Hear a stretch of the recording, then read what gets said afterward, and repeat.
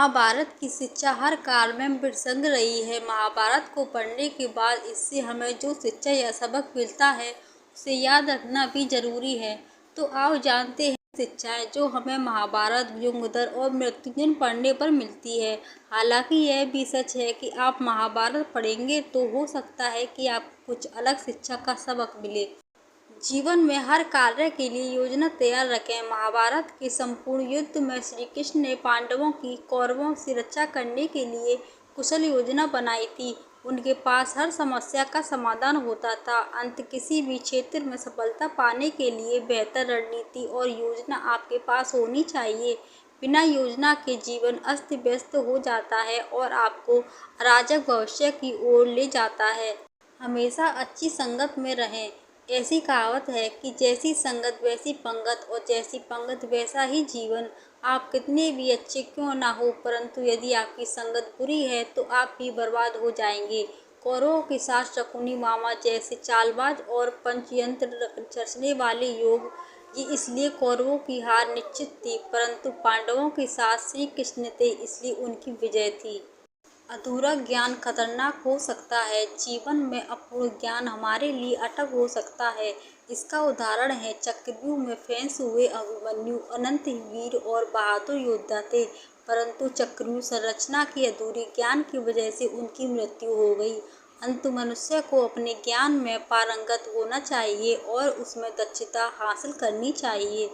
दोस्त और दुश्मन की पहचान करना सीखें। महाभारत के युद्ध में अल्श्य और युयुत्सु ऐसे व्यक्ति थे जिन्होंने अपनी सेना के साथ विश्वासघात किया। इसके अतिरिक्त कुछ ही ऐसे लोग थे जो युद्ध शुरू होने के बाद पाला बदलकर कौरवों या पांडवों के साथ हो गए। कई बार दोस्त के वेश में दुश्मन हमारे साथ आ जाते हैं, इसलिए हमें सतर्क और सावधान रहना चाहिए। अपनी वाणी पर संयम रखें। महाभारत का युद्ध नहीं होता यदि द्रौपदी दुर्योधन को अंधे का पुत्र भी अंधा नहीं कहती। इसी प्रकार शिशुपाल और शकुनी मामा भी हमेशा चुभने वाली कठोर बात करते थे, परंतु अंत में उनकी हार हुई। अंत कुछ भी बोलने से पहले हमें सोच लेना चाहिए इसका हमारे जीवन, परिवार या समाज पर क्या असर पड़ेगा। बुरी आदतों से दूर रहें। शकुनी मामा ने पांडवों और कौरवों के बीच जुए का आयोजन किया था, जिसके चलते पांडवों ने अपना सब कुछ, यहाँ तक कि अपनी पत्नी द्रौपदी को भी दांव पर लगा दिया था। जुए की बुरी लत के कारण पांडवों ने अपना सब कुछ खो दिया था। अंत जुए, सट्टे, षड्यंत्र से हमेशा दूर रहना चाहिए। ये बुरी आदतें मनुष्य का जीवन अंधकार में कर देते हैं। सदा सत्य का साथ खड़े रहें। कौरवों की सेना पांडवों से कहीं ज्यादा शक्तिशाली थी। कौरवों के पास एक से एक वीर योद्धा थे, परंतु फिर भी अंत में पांडवों की जीत हुई, क्योंकि वे सच्चाई के रास्ते पर थे। कहते हैं कि विजय उसकी नहीं होती जो ज्यादा धनवान या बड़े पद पर है। विजय हमेशा उसकी होती है जिसके साथ ईश्वर होते हैं, और ईश्वर हमेशा वहीं होते हैं जहाँ सत्य होता है। अंत सत्य का साथ कभी न छोड़ें। संघर्ष से कभी ना डरें। जिंदगी में कुछ ऐसे अवसर आ जाते हैं जब पर व्यक्ति के लड़ने के अलावा और कोई रास्ता नहीं होता, और जो व्यक्ति लड़ना नहीं जानता सबसे पहले वह मारा जाएगा। महाभारत में युद्ध के दौरान श्री कृष्ण ने पांडवों को यह बात सिखाई थी।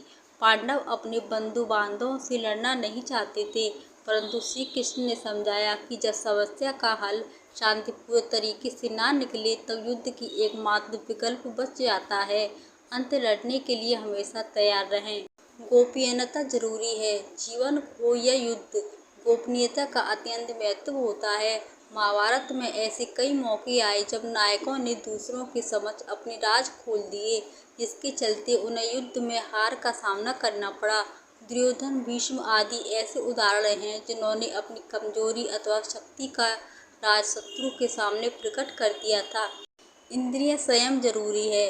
मनुष्य की इंद्रियां कभी तृप्त नहीं होती। जो व्यक्ति इंद्रियों के वश में आ जाए उसका पतन निश्चय है, परंतु जो व्यक्ति अपनी इंद्रियों पर विजय प्राप्त कर ले वह सच्चा योद्धा होता है। दृढ़ संकल्प से इंद्रिय संयम आता है, और महाभारत का हर पात्र एक निश्चित संकल्प से बंधा हुआ है। योद्धा को कभी परिणाम की चिंता नहीं करनी चाहिए। परिणाम की चिंता करने वाला योद्धा कभी साहसपूर्वक निर्णय नहीं ले पाता। जीवन के हर मोड़ पर हमारे निर्णय ही हमारा भविष्य तय करते हैं। इसलिए एक बार निर्णय लेने के बाद उसे बदलने की ना सोचें और परिणाम की चिंता किए बगैर अपने कार्य करते रहें। महाभारत के युद्ध के दौरान श्री कृष्ण ने अर्जुन को यह सीख दी थी। भावुकता कमजोरी है। धृतराष्ट्र अपने पुत्रों को लेकर जरूरत से ज्यादा ही भावुक थे। इसी कारण से उनका एक भी पुत्र उनके वश में नहीं था। वे पुत्र मोह में अंधे हो गए थे। जरूरत से ज्यादा भावुकता इंसान को कमजोर बना देती है, जिससे वह सही गलत में फर्क नहीं कर पाता। अहंकार और घमंड से होता है पतन। अपनी आर्थिक स्थिति, सुंदर रूप अथवा ज्ञान का कभी घमंड नहीं करना चाहिए। समय बड़ा बलवान होता है।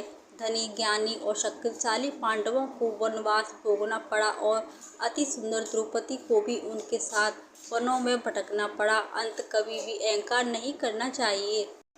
कोई भी संपत्ति किसी की भी नहीं है। अत्यंत लालच इंसान की जिंदगी को नरक बना देता है।